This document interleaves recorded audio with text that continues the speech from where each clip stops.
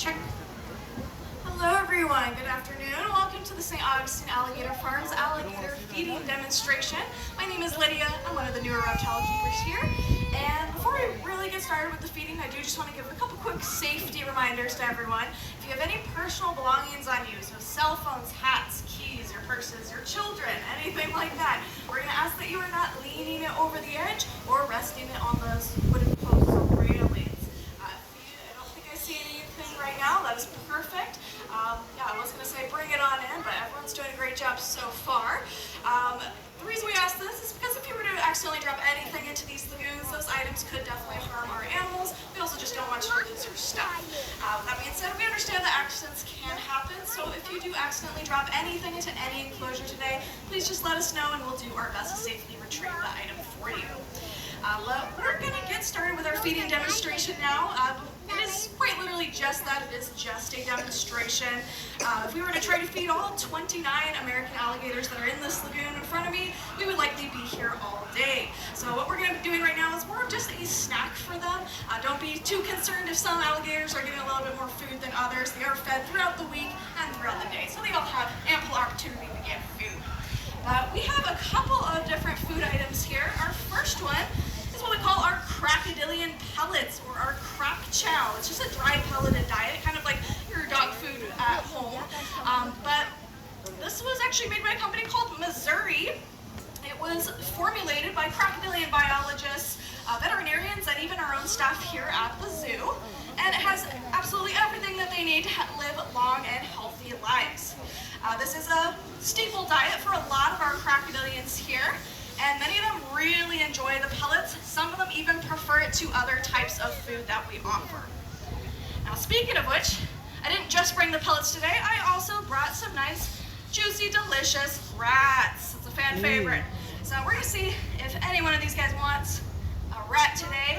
Hunter, do you want a rat? No, you're not Hunter, but it looks like a lot of people want rats today. Believe it or not, they do know their names. They are trained to kind of react to us when we call them. So let's see. Stalker. Look that way. Oh, we gotta go a little bit higher, Stalker. Okay, what about? Can I get a picture of this? All right, we got one lucky winner with a rat today. Now, here at the St. Augustine Alligator Farm, we were actually founded 130 years ago, back in 1893. This was not our original location.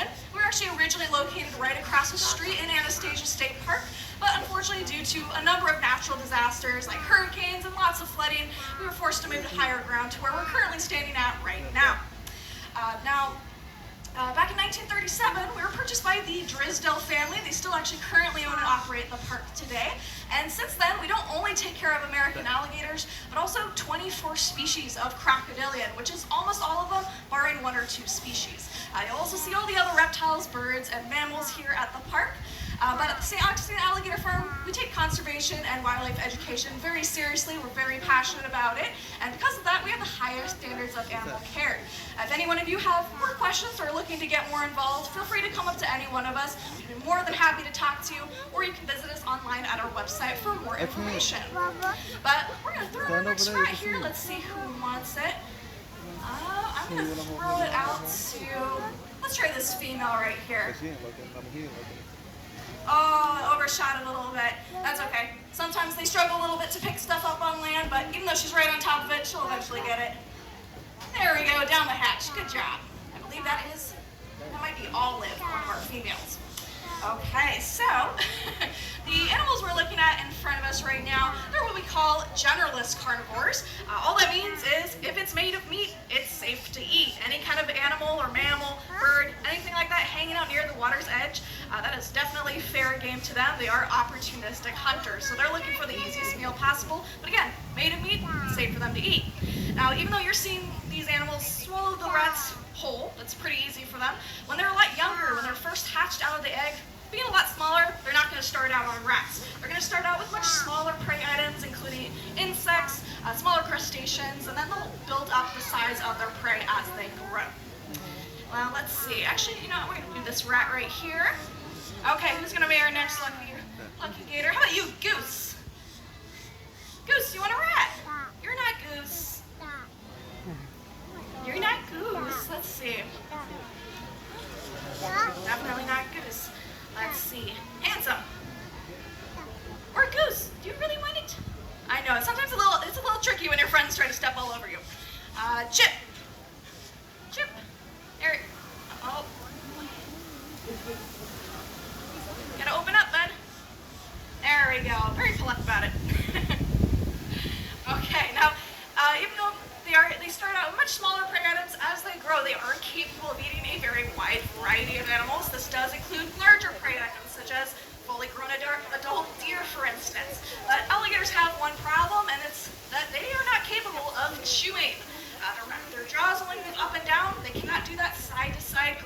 ocean like we can.